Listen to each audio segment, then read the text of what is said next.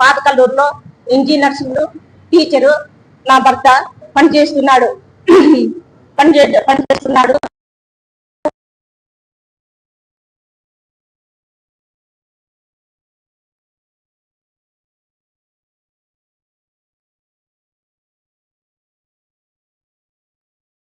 వచ్చినాయి నోటీసులు వచ్చినప్పుడు జూన్ 12వ తేదీ బడివాళ్ళు వస్తే అప్పటి నుంచి రోజు మా ఆయన లేచి కూర్చుండేది, అర్ధరాత్రి కాడ ఏడుచుకుంటా కూర్చుండేది. ఆడను ఏదో పోతే పొన్నులే ఏదైపోయింది కదా, 61 సంవత్సరం కదా, మామూలు లే షుగర్ బీపీ అని నేనేం పట్టించుకోవడం లేదు. ఆడను జులై నుంచి ఇంకా ఎక్కువ ఏడుస్తా ఉన్నాడు.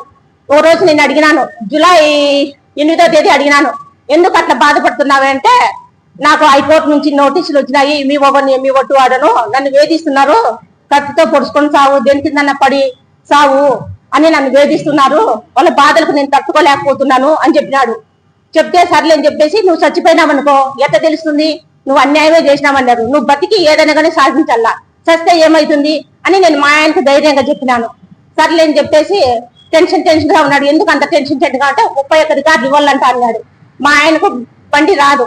సర్లే అని చెప్పేసి మా పెద్ద పిల్లోడు 2 పిల్లలను పండేసుకొని ఉన్నాడు. పొద్దున్నే అప్పటికి లేదు, లేస్తానే నాయనకు పోయిరాపో స్కూల్ దగ్గరికి, బండి రాదు కదా, ఏదో రికార్డులు అప్పగించాలంట అని చెప్పినాడు.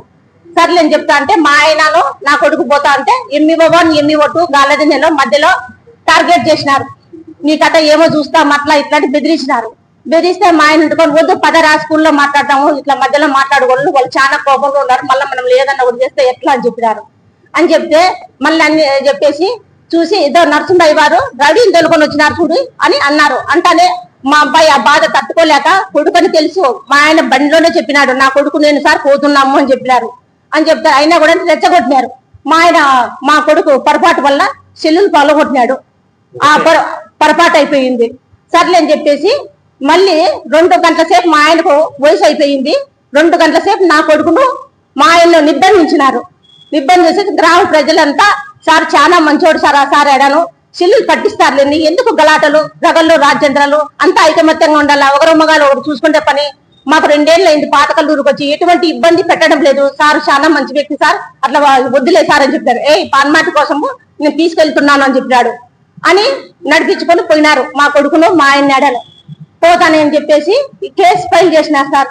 కేసు ఫైల్ చేసినారు, మళ్ళీ వాళ్ళ మీద పెట్టలేదు కేసు. మేము 6 నెలల నుంచి అడుగుతున్నాం, సరే సార్ జరిగింది పొరపాటే జరిగింది, కేసు పెట్టినారు ME1 మా కేసు కూడా తీసుకోండి దయచేసి, మా కేసు కూడా తీసుకోండి సార్, ఉద్యోగం వచ్చే పిల్లోడు, మా ఆయనకు వయసు అయిపోయేది, ఏదన్నా ఓటు అయితే మేము చాలా కష్టం అయిపోతాం సార్, 15 నెలలే ఉంది ఇంకా రిటైర్మెంట్, దయచేసి ఎందుకు సార్ మనకు కొట్లాట్లు. నేను అక్కడ గాంధీల పోలీస్ స్టేషన్ లో ME1 ఇద్దరిని మొదపెట్టుకున్నాను సార్, కాళ్ళు ఒకటే పట్టుకోలేదు సార్, దయచేసి ఏదో సార్ చూడండి సార్, మీరు ఆఫీసర్లు కదా అని చెప్పినాను. నా మాట ఏమాత్రం మళ్ళీ కేర్ చేయలేదు సార్. ఎందుకంటే ప్రసాద్ బాబు డిఓ సార్ కదా ఎంక్వైరీ చేయకోకుండా సస్పెండ్ చేసినారు సార్. ఇప్పుడు 6 నెలలు పూర్తయి 7 పడింది. కనీసం మా ఆయన ప్రెస్ మీటింగ్ పెట్టే కూడా భయపడుతున్నాడు. 15 నెలలు అయింది, మళ్ళీ వాళ్ళు కక్షపూర్వకంగా పెట్టుకొని మాకు రిటైర్మెంట్ డబ్బులు రాకుండా చేస్తారేమో అని. ఇప్పుడు 2 నెలల వరకు అంత జీతాలే వేయడం లేదు సార్. మేము ఇంటిలో 65,000 కట్టాలా, అది కూడా పైన ఇంటికి నోటీసులు వస్తున్నాయి. ఆడను 2 నెలలకు ఒకసారి జీతాలు వేస్తున్నారు సార్. మొన్న కూడా కరెంట్ బిల్లు కూడా కట్ చేసిపోయినారు. ఎందుకంటే సంసారం తింటామో ఉంటామో తెలియదు సార్, సంసారం అనేది ఎవరు చెప్పరు, ఏ ఆడపిల్ల చెప్పరు సార్. దయచేసి మాకు ఎవరి మీద DO మీద కానీ ME1 మీద కానీ వారి మీద ఎవరి మీద మాకు ఎటువంటి కోపం లేదు కానీ అధికారుల మీద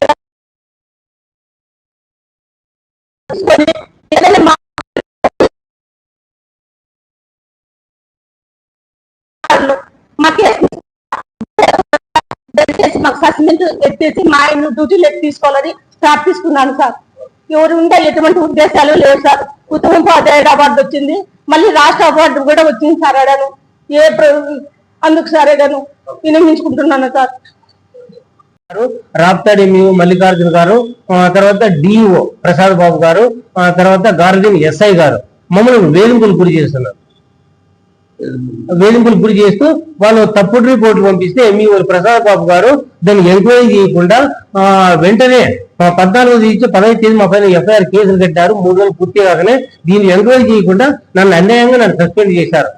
ఉద్యోగంలో నుంచి నాకు 21 జూలై 21, 25 ఇప్పటికి 6 నెలలు అవుతాను సార్. నన్ను పూర్తిగా సస్పెండ్ చేసి 6 నెలలు అవుతుంది. మమ్మల్ని అన్యాయంగా సస్పెండ్ చేశారు, అక్రమ కేసులు బనాయించారు. ఆ వేధింపులు గురి చేస్తూ నేను ఎస్పీ గారికి 2 సార్లు అర్జీ కూడా ఇచ్చుకున్నాను. అది ఎస్ఐ గారు దానిపైన విచారణ చేయలేదు. మేము ఎంఈఓలు చెప్పినట్టు మీ పైన కేసులు కట్టాం సార్. మీరు వాళ్ళపైన కూడా కేసులు కట్టండి, వాళ్ళు కూడా తప్పులు నిర్బంధించారు, 5,000 అటాక్ చేశారు మమ్మల్ని అంటే వాళ్ళు పోలీసు వాళ్ళు ఏమంటున్నారంటే మేము పై అధికారులు చెప్తే కడతాం, లేకపోతే మేము కట్టం. అట్లా మీ పైన ప్రెజర్ వచ్చింది కాబట్టి కడప ఆర్జేడీ డిఓ అందరూ చేశారు కాబట్టి మేము కేసులు కట్టాం 132. మేమైతే వాళ్ళ పైన కట్టమన్నారు. అదే మేము వేధిస్తున్నారు. మాకు వచ్చేసి అక్రమ కేసులు అన్యాయంగా కట్టారు, అవి ఎత్తివేయండి అడుగుతున్నాము. అన్యాయంగా నన్ను సస్పెండ్ చేశారు, 6 నెలలు సస్పెండ్ చేసి డిఓ ప్రసాద్ బాబు గారు సస్పెండ్ చేశారు. వాళ్ళు తప్పుడు రిపోర్ట్లు, పొందలేని రిపోర్ట్లు తీసుకొని డిఓ ప్రసాద్ బాబు గారు విచారణ చేయకుండా వాళ్ళు చేశారు. కాలేజీ ఎస్ఐ గారు కూడా ఆ విచారణ చేయకుండా వాళ్ళు ఏం చెప్తే తప్పుడు కేసులు మా పైన కట్టారు, అది నా పైన నా కొడుకు పైన అని మేము మాకు న్యాయం చేయండి అని అడుగుతున్నాం సార్. అంతవరకు 2016లోనే నేను చంద్రబాబు నాయుడు గారితో అవార్డు కూడా తీసుకున్నాను. జాతీయ ఉత్తమ ఉపాధ్యాయుడు, రాష్ట్ర ఉత్తమ ఉపాధ్యాయ అవార్డు కూడా నేను తీసుకున్నాను సార్.